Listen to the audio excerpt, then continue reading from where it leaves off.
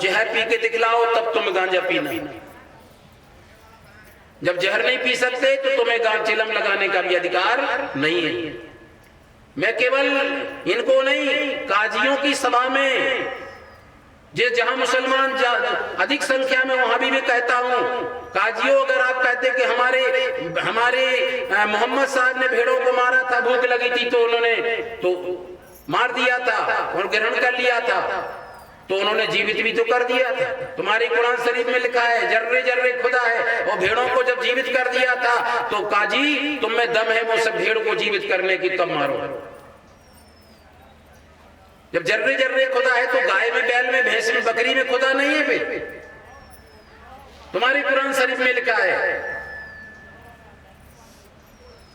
और उसकी आयत में लिखा है कि आयत में लिखा है इस आदम को खुदा मत कहो, आदम जुदा नहीं। आदम माने आदमी, ये उर्दू लफ्ज है। आदम को खुदा मत कहो, आदम खुदा नहीं, आदम खुदा नहीं है, लेकिन खुदा के नूर से आदम जुदा नहीं, लेकिन उसके नूर से, उसके अंश से ये आदम माने आदमी अलग भी नहीं है।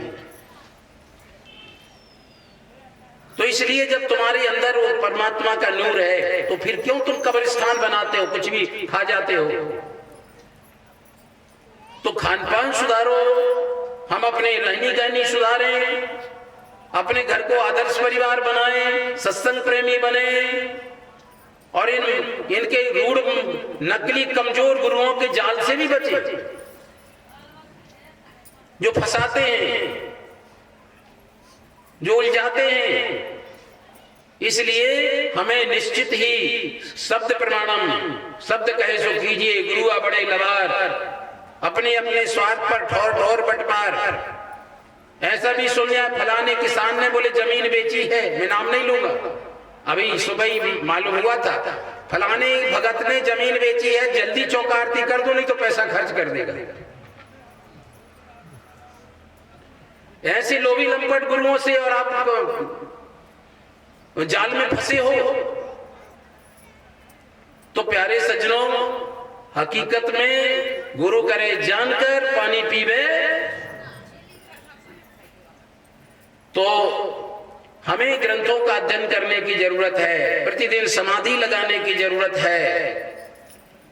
और अगर कोई गुरु कुछ लोकहित करता है, अगर उसका जीवन व्रत नहीं है, तो समझो ऐसे गुरु के पीछे आप मत जाना। अगर कोई गुरुजन आपकी भेंट विदाई को स्वीकार कर रहे हैं तो लोकहित कर रहे हैं कि नहीं कर रहे, ये ध्यान रखना। केवल बच्चे ही पालने में लगा है तुम्हारी भेंट विदाई से, तो ऐसे में आपका भेंट विदाई का दुरुपयोगी होगा। या स्वार्थ में लगा है कोई, तुम्हारी श्रद्धा का सदुपयोग हो, तो लोकहित में लगे, जनहित में लगे, तब तो हमारा दान पुण्य करना ठीक है। कहीं लगे, कैसे ही लगे, परमार्थ में लगना चाहिए। और संत लोगों ने इसलिए स्वीकार किया 100% आज पूर्णिमा में सत्य सत्य वचन कर मानना कि अगर हम लोगों को समाज के बीच में नहीं जाना होता और कुछ परमार्थ नहीं करना होता तो जैन मुनि तो करोड़ों के मंदिर में रहते, भले नग्न रहते हैं, निर्वस्त्र रहते हैं, हम लोग तो पेड़ की छाया में जीवन गुजार लेते दिगंबरी बन करके। इसलिए हमारे कबीर पंथ में त्याग का मतलब ये नहीं होता है कि हम पशुओं की तरह दिगंबरी निर्वस्त्र होकर के बस लोगों को दिखाने के लिए चलें, केवल अहिंसा अहिंसा अहिंसा। लोगों को गाड़ी में नहीं बैठे केवल हिंसा होगी, और फिर लोगों के कंधे पर बैठ के जाएंगे, उसमें हिंसा नहीं होगी, दुख नहीं होगा किसी को। ये सब व्यर्थ की बातें हैं। एक कबीर पंथ के डुप्लीकेट और भी पंथ निकले हैं, एक मथुरा में निकला है, उसके वो टाट पहन के आ गए बनारस में। हम और वो सर्वेश्वर जी थे, तो ये तो टाट क्यों पहने हो भाई? परमात्मा ने अच्छा तो बोले नहीं, हमारे गुरुदेव जी कहते हैं कि अपन टाट पहनेंगे, जो कपड़ा बचेगा तो दूसरे लोग पहनेंगे। तो हमने रघु यादव के यहाँ से दही मंगवाया और रसगुल्ला मंगाया, आए बैठिए स्वागत करेंगे। तो बैठा करके बढ़िया रघु यादव के यहाँ से दही मंगाया, अच्छा दही बनारस का मिलता है ना, और रसगुल्ला मंगाए, खिला बढ़िया खिलाए, खाए बढ़िया उन्होंने चेक कर। हमने कहा तुम टाट पहनते हो रसगुल्ला खाते हो? जब टाट पहन रहे तो भूसा खाओ, फिर रसगुल्ला क्यों खाते हो?